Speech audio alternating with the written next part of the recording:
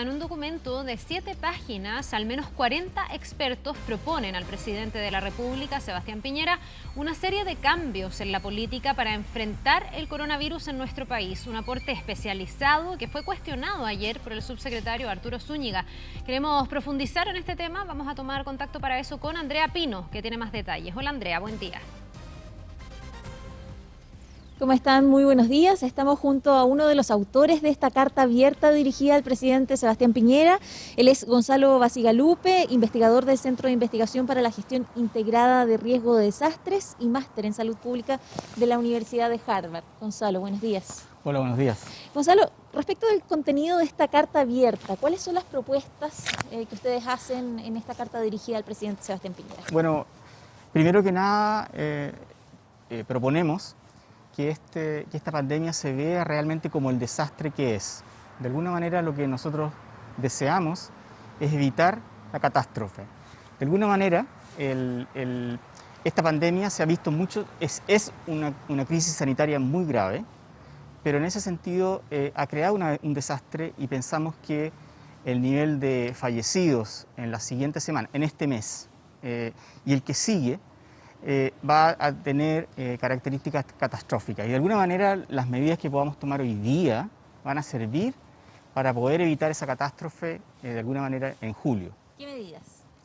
Bueno, las cuarentenas, la trazabilidad de los test, de alguna manera el poder ayudar a las personas a poder estar en cuarentena, el poder apoyar a las personas en sus cuarentenas, no con canastas, pero sí con alguna manera con proveer ciertos recursos financieros, el poder comunicar mucho mejor la crisis, es decir, evitar de alguna manera simplemente, a veces simplemente hacer una lluvia de ideas, pero de alguna manera plantear muy claramente a la comunidad la crisis en la cual estamos.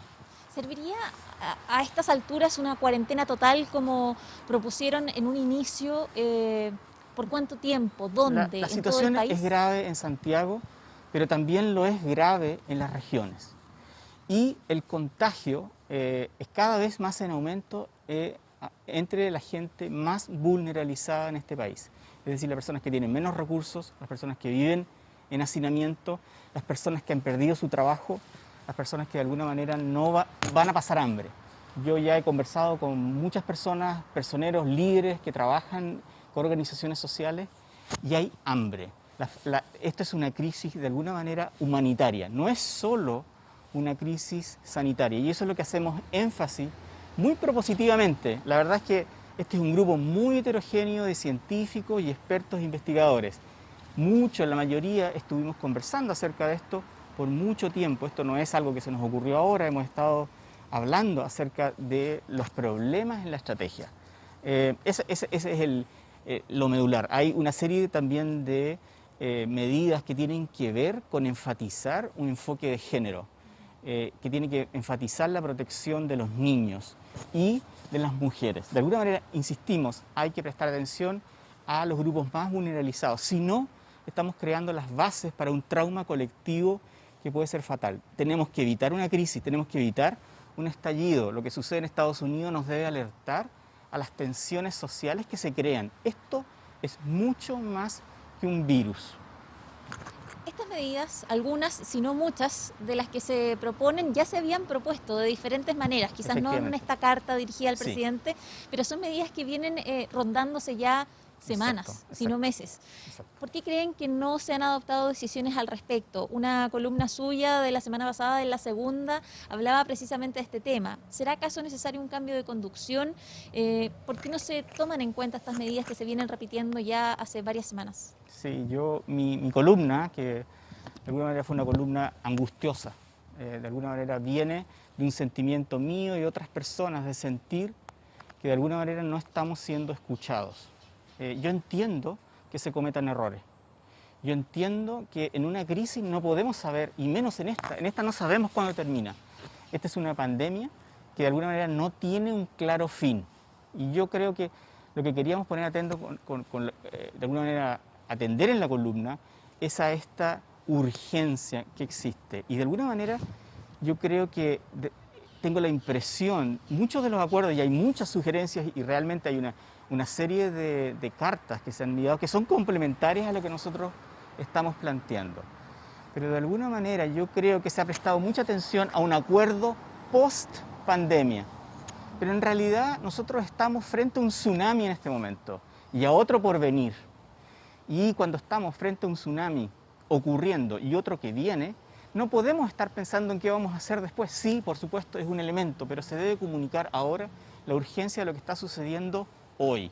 Debemos evitar las miles de muertes que van a ocurrir si es que no se toman medidas que de alguna manera yo creo que vienen de distintos flancos. Hay muchísimos grupos que han planteado medidas y no solo críticas como se ha planteado. Nosotros hemos sido muy propositivos. Nosotros queremos evitar que se nos vaya una generación de personas. Queremos evitar que mis padres mueran, queremos evitar que los abuelos y padres de otros mueran. ¿Cuáles son las proyecciones del grupo y las suyas personalmente de no haber cambios como sugieren? Bueno, una de las cosas que yo he escrito mucho es acerca de la dificultad de entender cómo se produce un desastre lento. Un desastre lento se produce con una curva exponencial. Es muy difícil entender el crecimiento exponencial. Es muy difícil para todos nosotros aceptar que podamos tener 1000 muertos de aquí a 15 días o menos. No sé exactamente las proyecciones, es muy difícil dar números. Nadie debe poder dar números porque nos podemos equivocar. Y de alguna manera podemos alarmar y crear pánico. Pero es necesario elevar la percepción de riesgo que tienen los ciudadanos. Estamos en este momento afuera, estamos en un patio, no estamos en la calle, pero escuchamos muchísimos vehículos en este momento. ¿Qué pasa si hay en este momento un accidente de tránsito? ¿Dónde se va a atender esa persona? ¿Qué pasa con las personas que viven en este barrio y en muchos otros barrios respecto a sus tratamientos de cáncer, a enfermedades crónicas? Los hospitales están colapsados y lo decimos muy claramente en la carta. Esto no da más en términos del sistema de salud y no es solo COVID, porque hay una serie de otras enfermedades que algunas no están siendo atendidas. Una de las propuestas que hacemos en la carta es prestar mucha atención y fortalecer la atención primaria. Es ahí donde se puede dar la trazabilidad, es ahí donde podemos seguir. También proponemos, y esto es algo que no lo dije al principio, una serie de medidas, y una de ellas es fortalecer la autoorganización. Es decir, de alguna manera el poder apoyar a aquellos grupos y organizaciones sociales que existen, organizadas, las ollas comunes, las juntas de vecinos, las municipalidades, etcétera, para que puedan apoyar a los vecinos. Yo insisto en algo que te dije al principio, este es un desastre y este país hemos pasado muchos desastres. Pero yo creo que es difícil para las personas imaginarse que este puede ser un desastre y va a ser un desastre que va a cobrar muchas más víctimas que los desastres que acabamos de conmemorar, el 60 años del año 60 y también del terremoto del 2010. No queremos tener otro masacre como lo que ocurrió en Chillán en 1939. A propósito de la trazabilidad, el Ministerio anuncia fortalecer las residencias sanitarias, anuncia también que el testeo se está realizando de manera masiva. Dice el subsecretario que eso nos ubica, el número de test nos ubica como uno de los países que está realizando mayor número de pruebas en la región. ¿Es suficiente las medidas que se han adoptado al respecto? ¿El testeo se está haciendo bien? ¿Debería corregirse en algo? Necesitamos hacer testeo más allá del sistema de salud, más allá de, por así decirlo, de los puntos de atención, de las clínicas, los hospitales, que ya están colapsados con la atención terciaria. Nuestros doctores, nuestras enfermeras están completamente sobrepasados. Y esto lo conocemos a nivel personal y sabemos que los números están ahí. Muchos doctores y enfermeras no hablan, están muy ocupados, los tenemos que cuidar.